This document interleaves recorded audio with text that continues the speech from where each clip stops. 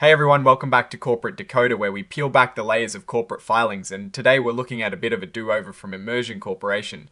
Let's just say sometimes even the SEC filings need a little tickle and a touch-up, and for Immersion it seems it was more about adding some links and giving the most crucial number a little spotlight correction. So this isn't a brand new story, it is an amendment to a report they already filed. Think of it like a corrected edition of a book. The big news from the original report, which was filed in November 2025, is about Immersion Corporation, a company that makes technology for things like gaming controllers and virtual reality, adopting what is called a poison pill, or more formally, a preferred share purchase rights plan. Now, before you picture a cartoonish pill, this is a financial strategy companies use to protect themselves, usually from hostile takeovers. Basically, it makes it much more expensive for an outside party to buy up a large chunk of the company's stock without the board of directors' approval. They declared a dividend of these special rights to their shareholders. The main event here is the signing of this rights agreement. This document lays out the terms of those special rights that were distributed. It is a pretty standard move for companies looking to maintain control and fairness for existing investors. The amendment we're looking at today, filed in December 2025, is mostly to correct a detail and add some important exhibit links that were missing from the first filing. It is not changing the core story, just making the official record more complete. Now, let's get to a specific correction that this amendment brings. The original report might have had a slightly off number, but this amendment clarifies a key detail as of the 7th of November 2025. Immersion Corporation had 32876,610 common shares outstanding. This number is super important, because it is the basis for how many of those new rights are issued, and it affects things like potential future stock dilution. The company's stock is traded on the Nasdaq Global Market under the ticker symbol MMR. This is where you'd find their shares if you wanted to invest. They also have this Series C Junior Participating Preferred Stock, which sounds complicated, but it is directly tied to those purchase rights we just talked about. It is all part of that poison pill mechanism. This exhibit is the foundational document that creates that special Series C stock.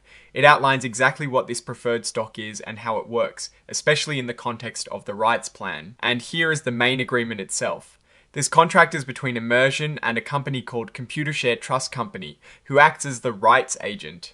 Their job is to manage all the administrative side of these rights, making sure everything is distributed and handled correctly according to the plan. It also includes summaries of these rights and what the actual certificates representing these rights look like. Often, companies will issue a press release to announce major events like this. This exhibit refers to the press release that would have gone out around the time of the original filing, likely detailing the adoption of the shareholder rights plan. This last exhibit is kind of the modern way of filing with the SEC. It is an interactive data file that allows computers and software to easily read and process all the information in the filing. It makes it much easier for investors and analysts to crunch the numbers. So, what is the story here?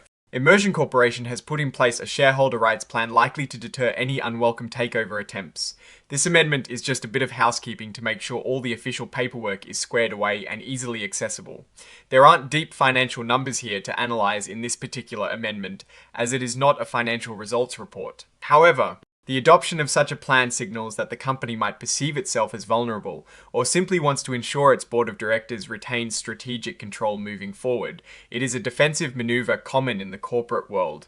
Looking at Immersion, they operate in a fascinating but competitive space, dealing with haptics and immersive technologies. Companies in this sector live and die by innovation and partnerships. The implementation of a poison pill can sometimes indicate a company is either undervalued by the market, making it an attractive acquisition target, or that they are anticipating some sort of strategic event. Without seeing more financial details in this specific filing, it is hard to say if this is a proactive measure against a specific threat or a general strengthening of their defenses. For Immersion Corporation, the real strength lies in their technology and its applications. The risk for them, like any tech company, is staying ahead of the curve, fending off competitors, and securing lucrative deals. This rights plan is a shield, but ultimately their success will depend on their products and market strategy. In conclusion, this isn't a dramatic revelation, but a procedural update to a significant corporate governance move. It shows Immersion is actively managing its corporate structure to protect its interests. The key takeaway is that they've reinforced their defenses, likely to ensure they can continue executing their business strategy without external pressure. Alright, that is our breakdown of this Immersion Corporation amendment. What is your take on shareholder rights plans? Are they good for investors or just a way for management to entrench themselves? Drop your thoughts in the comments if this quick dive into corporate defense mechanisms was valuable. Hitting that like button really helps, and subscribe for more straight to the point analyses. Don't forget to check out the Discord community linked in the description below for more discussions. Thanks for watching. See you next time.